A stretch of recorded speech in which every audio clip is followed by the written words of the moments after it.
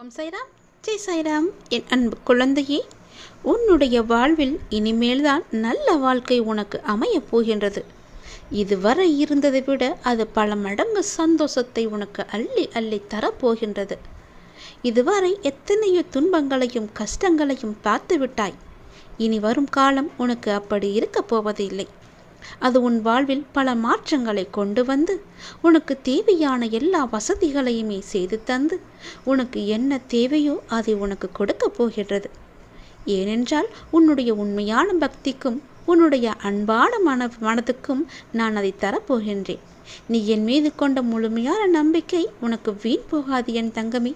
அதுபோலவே நான் உனக்கு செய்து கொடுத்த சத்தியத்தையும் நான் மீறவில்லை. நான் உனக்கு அதை தருகிறேன் என்று சொல்லி இருந்தேன் அல்லவா? அதை நீ இப்போது பெறப்போகின்றாய். எதிர்காலத்தில் அது உனக்கு கிடைக்கப் போகிறது. எதிர்காலம் என்பது